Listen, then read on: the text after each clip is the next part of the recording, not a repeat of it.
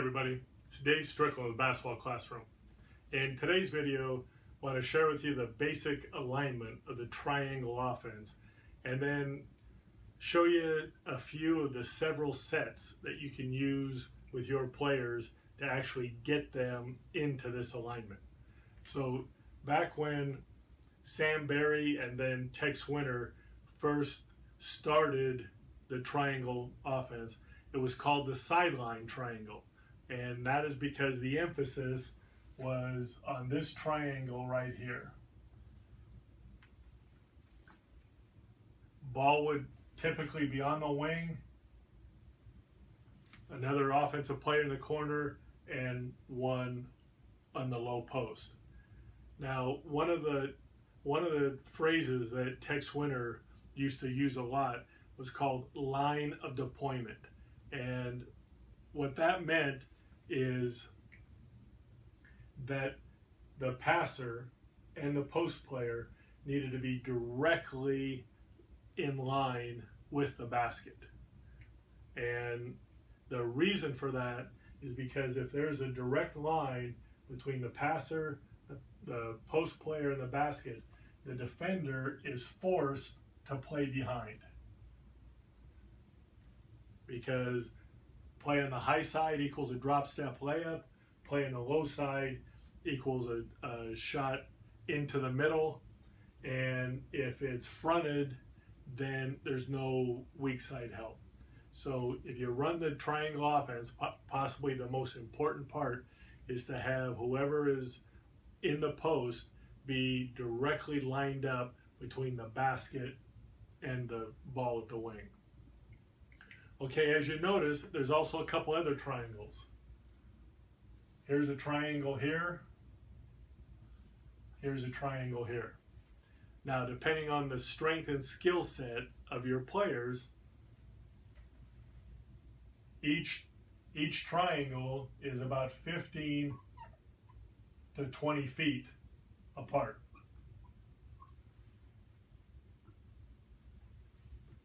Now, this spacing alone makes the offense extremely difficult to guard because, as you can see, it makes double teaming and trapping nearly impossible because the defenders, the help defenders, have to come too far to give help. And so this is one of the best offenses out there purely for spacing, and it's one of the reasons why it's lasted for 70 years.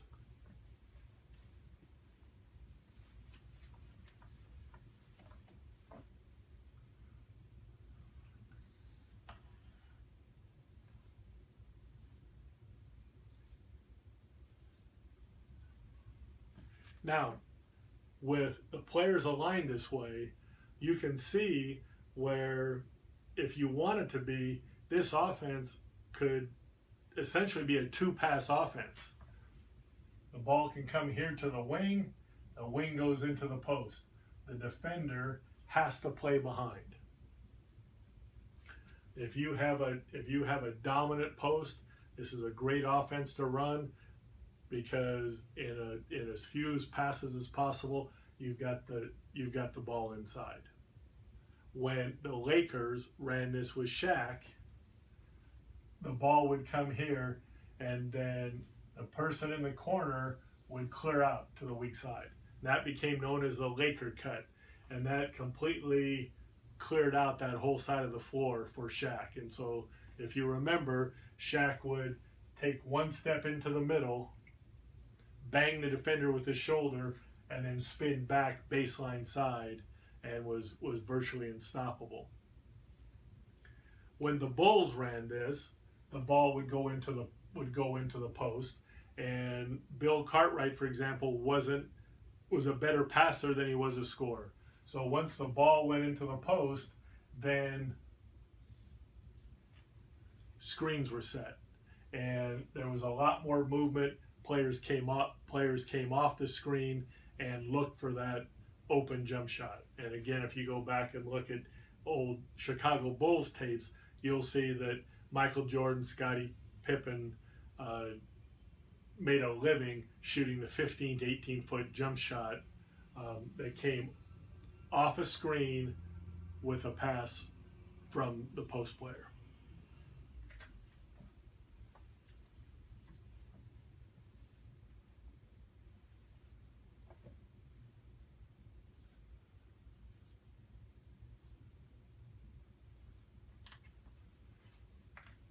Now, one of the major decisions that you have to make if you're going to run the triangle offense is where to play the weak side player. And I think a lot of that depends on the skill set of that player. If you have someone who's a great driver and can get the ball right there and score up and face the basket, they're one big dribble, one big step away from attacking the basket. If you have a great shooter, then you can move this player out here to the wing, and that completely eliminates all possibility of weak side help. If this defender, if the ball is here and this defender is dropped off, if they drop off too far, it's easy to skip it to the shooter. Or if the ball goes inside and this one does come to help, then it's easy to make this pass. So we have had several players over the years make 90 or more threes in a year. We had one player at this spot made 118 threes, and all of it was either from the skip pass or inside out, where it went into the post and was kicked out. You can also put this player, if that player doesn't have good driving skills here or is not a great three-point shooter, you can put that player down here. And now he's a weak side rebounder, and should his defender take a step into the middle to help, then instead of passing out to the three, the pass goes to the opposite block, and it's an easy layup.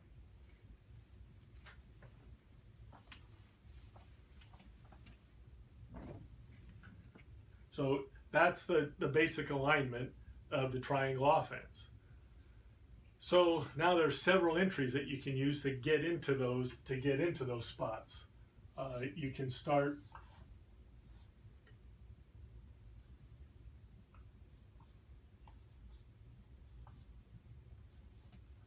in a 1-4 high. You can pass the ball here. The guard comes to the corner. This one slides down. The three comes to the top.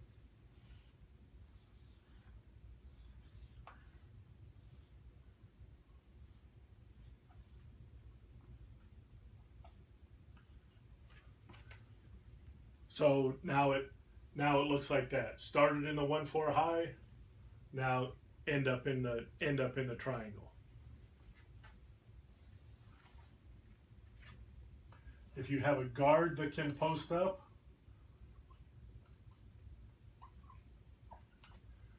you start the guard here, pass to the wing, make a UCLA cut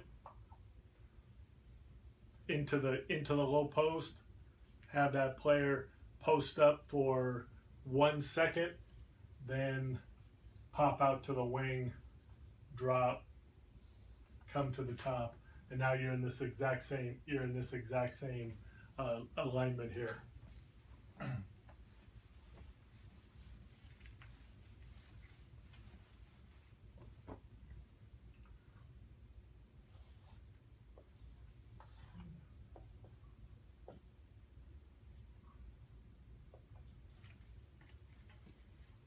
You can stack two players down on the baseline like this. Once the ball goes to the wing, one of them breaks out to the corner. The other steps up and posts up. This is really effective if one of those players is a three-point shooter, because when this happens, a lot of times that defender has a tendency not to go all the way out to the corner, and then it's wide open. It's wide open at the 3. And now your triangle looks like this.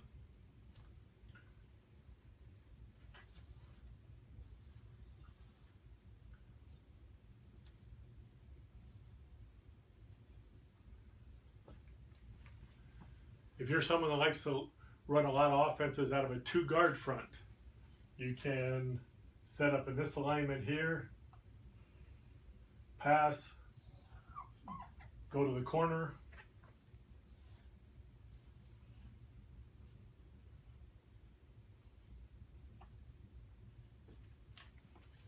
you're back into the triangle.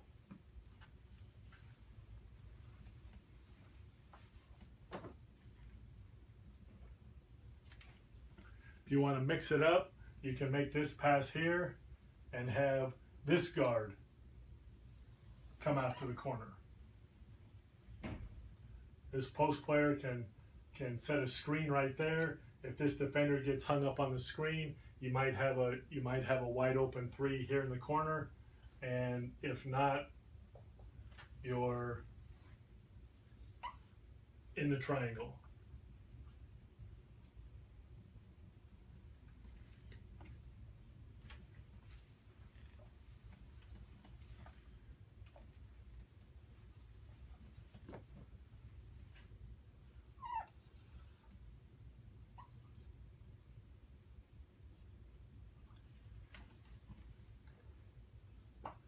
Now I'm just using these numbers so you can differentiate between the players, but as we said earlier, all of these spots can be and should be interchangeable to be most effective.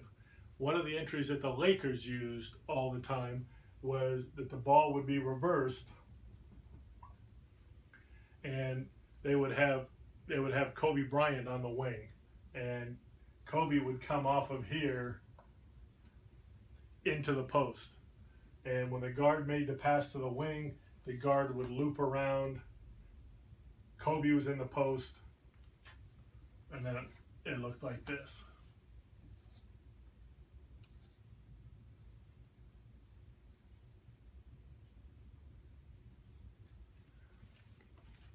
And they would run the triangle that way, and they would let Kobe isolate Kobe in the post, or because he so often demanded a double team, it left somebody else open out on the perimeter. And of course, when the ball went inside, they could screen here, they could screen here, they had several options to free up somebody for a wide open shot.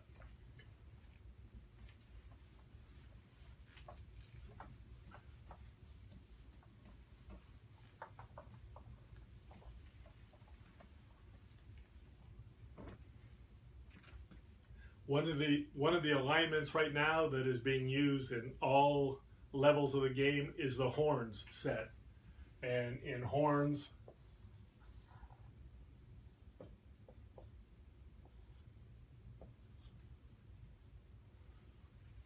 teams are starting in this alignment. You can drive off of here. If the defender gets hung up on that screen, then the point guard can take it all the way to the basket. If this defender drops off, they can kick it out to the wing. If those options aren't available, then ball handler goes to the wing, rolls somebody into the post, and brings somebody up to the top.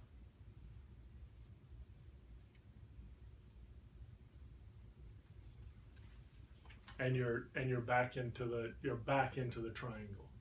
So as you can see, there are several ways that you can actually get into the triangle offense.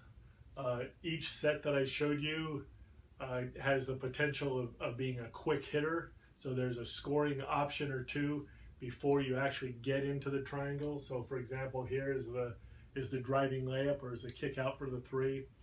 If neither one of those are open, then you're back into the triangle. And those are all different ways to get into it. And believe me, this is just a few of the many ways that you can that you can get into the offense.